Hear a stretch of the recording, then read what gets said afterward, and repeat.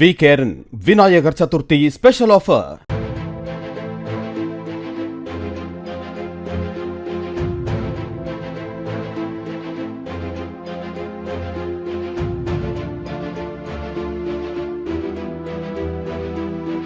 காஞ்சி போன பூமியெல்லாம் வத்தாத நதியை பார்த்து ஆறுதல் அடையும்.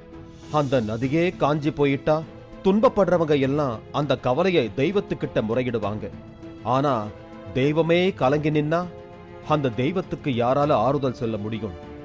இப்படித்தான் மக்களுக்கு ஏதாவது பிரச்சனைன்னா கலெக்டர் ஆபீஸ்ல போய் முறையிடலாம்.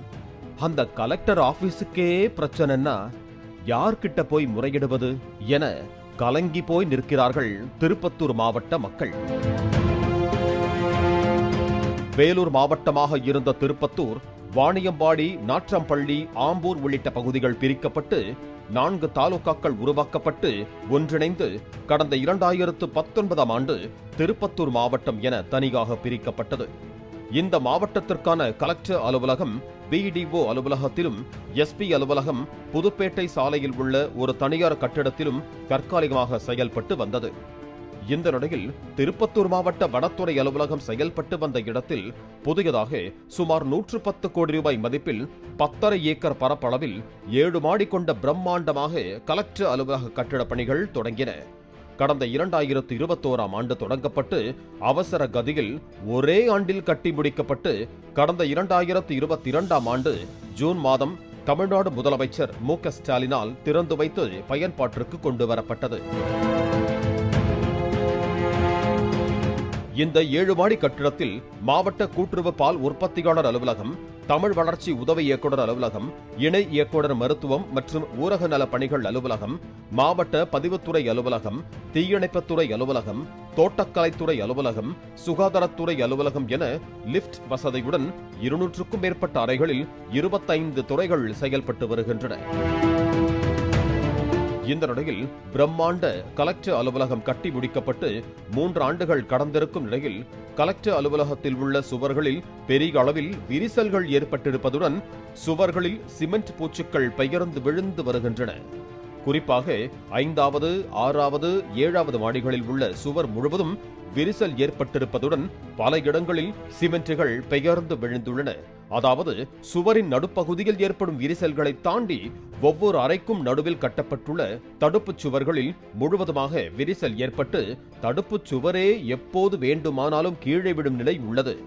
இதேபோல ஒவ்வொரு மாடியிலும் பொதுமக்கள் அதிகம் வந்து செல்லும் பகுதியில் உள்ள வராண்டாக்களின் மேல் பகுதியிலும் விரிசல் ஏற்பட்டிருப்பதால் அந்த விரிசல்களை மறைக்க இரும்பு தகடுகளை பயன்படுத்தி ஆணி அடித்து மறைத்து வைத்திருக்கிறார்கள். இது ஒருபுறம் இருக்க 7 மாடிகளிலும் தரையில் பதிக்கப்பட்ட டைல்ஸ்கள் உடைந்தும் பெயர்ந்தும் காணப்படுகின்றன. டைல்ஸ்கள் முறையாக ஒட்டப்படாததால் பொதுமக்கள் நடந்து செல்லும் போது பெரிய அளவிலான சப்தம் ஏற்படுவதாக ஊழியர்கள் தெரிவித்தனர். மேலும் கலெக்டர் அலுவலக கட்டிடத்தின் வெளிப்பகுதியிலும் பெரிய அளவிலான விரிசல்கள் ஏற்பட்டு பல 100 ஆண்டுகளுக்கு முன்பு கட்டப்பட்ட கட்டிடம் போல காட்சியளிக்கிறது. அலுவலகத்தின் முன்பகுதி மட்டும் 7 மாடிகளை கொண்ட சாப்ட்வேர் கம்பெனி போல இருக்கும் நிலையில் மற்ற பகுதிகள் அனைத்தும் பாழடைந்து கிடக்கின்றன.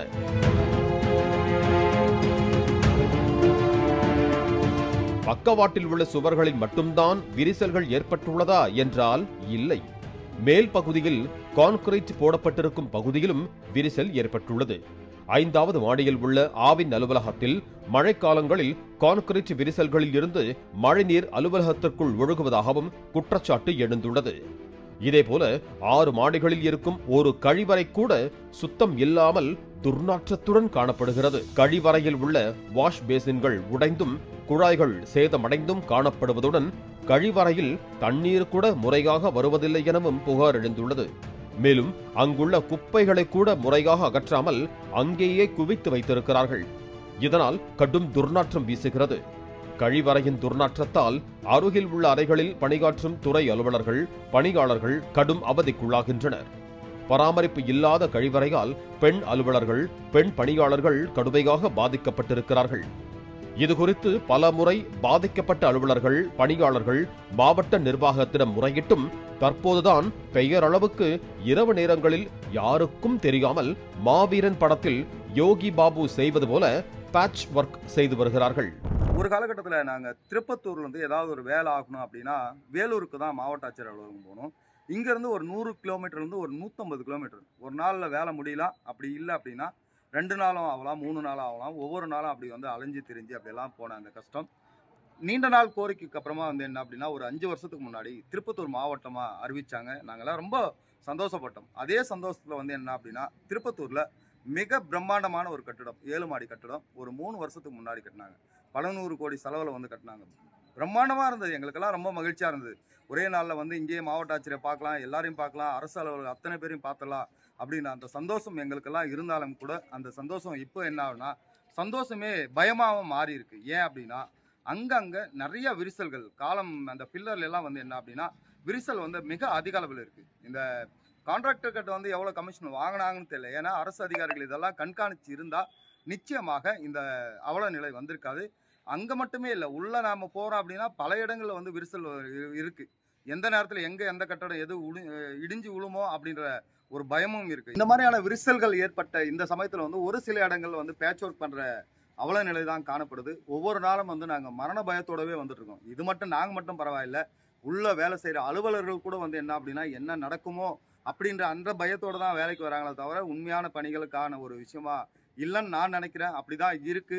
இது உடனடியாக தமிழக அரசும் மாவட்ட நிர்வாகமும் இந்த ஒப்பந்ததாரர் மீது நடவடிக்கை எடுக்க வேண்டும். இந்த கட்டிடத்தை முழுமையாக ஆய்வு செய்து திருப்பவும் ஒரு நிரந்தரமான இதற்கான ஒரு தீர்வு கிடைக்கணும் அப்படின்றது எங்க கோரிக்கையாக இருக்கிறது. மாவட்ட தலைநகரான திருப்பத்தூரில் உள்ள கலெக்டர் அலுவலகத்தில் உள்ள பல்வேறு துறைகளில் பொதுமக்கள் தங்களது குறைகள், தேவைகள் என எல்லாவற்றுக்கும் நாள்தோறும் வந்து செல்லும் அலுவலகத்தில் பணியாற்றும் அலுவலர்கள், பணியாளர்கள் உயிர் பயத்துடனேயே பணியாற்றும் நிலை ஏற்பட்டுள்ளது.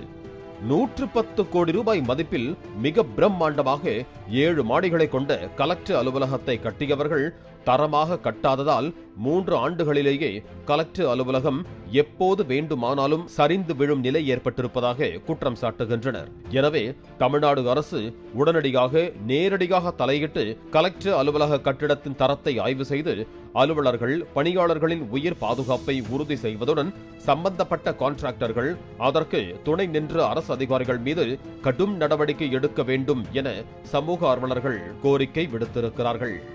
திருப்பத்தூர் மாவட்ட ஆட்சியர் அலுவலகம் கடந்த 2021 ஆண்டு அடிக்கல் நாட்டப்பட்டு இப்பொழுது இருக்கும் முதல்வர் ஸ்டாலின் அவர்கள் கரங்களால் 22 திறந்து வைக்கப்பட்டது. கடந்த 3 வருடம் முடிவடைந்த நிலையில் இந்த கட்டடத்தில் பல்வேறு இடங்களில் விரிசல் விட்டும், பல்வேறு இடங்களில் சிமெண்ட் பூச்சிகள் விழுந்தும், காலங்கள் அனைத்தும் நிலை தடுமாறியும் அரசு அதிகாரிகள் அச்சுறுத்தலோடு உள்ளே உட்கார்ந்து பணி செய்து கொண்டு இருக்கின்றனர். பொதுமக்கள் மனு கொடுக்கிற வர பொதுமக்களும் வந்து ரொம்ப அச்சத்தோடய வந்து இந்த கட்டடத்துக்குள்ள வந்து மனுக்களை வந்து கொடுத்துன்னு இருக்கிறாங்க. ஏன்னு கேட்டீங்கன்னாக்க நிறைய இடத்துல பாத்தீங்கன்னா பூச்சி விழுந்துட்டு இருக்குது, நிறைய வந்து கட்டடம் விரிசல் விட்டு இருக்குது.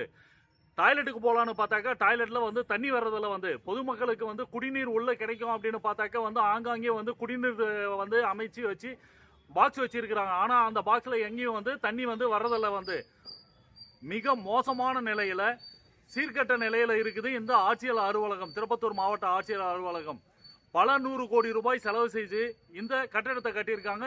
7 மாடி கொண்ட இந்த கட்டிடத்துல நிறைய இடத்துல விரிசல் விட்டு காணப்படுகிறது. இந்த கட்டடத்தை உடனடியாக சம்பந்தப்பட்ட அதிகாரிகள் தலையிட்டு சீர் செய்து தருமாறு உடனடியாக கேட்டுக்கொள்கிறேன். மாவட்ட ஆட்சியரிடமும் வந்து வேண்டி கேட்டுக்கொள்கிறேன். பொதுமக்களுக்கு மிகவும் அச்சுறுத்தலாக இருக்கும் இந்த சிமெண்ட் பூச்சி, தரமற்ற சிமெண்ட் பூச்சிகளையும் விரிசல்களையும் உடனடியாக சரி செய்து கொடுக்குமாறு சம்பந்தப்பட்ட அதிகாரிகளை கேட்டுக்கொள்கிறேன். அதே போல இந்த கான்ட்ராக்டர் மீது நடவடிக்கை எடுக்குமாறும் கேட்டுக்கொள்கிறேன். விகேரின் Vinayagar Chaturthi special offer. Play store மற்றும் ஆப் ஸ்டோரில் இருந்து பாலிமர் செயலியை QR கோடு மூலம் பதிவிறக்கம் செய்யுங்கள். செய்திகளை உடனுக்குடன் பெறுங்கள்.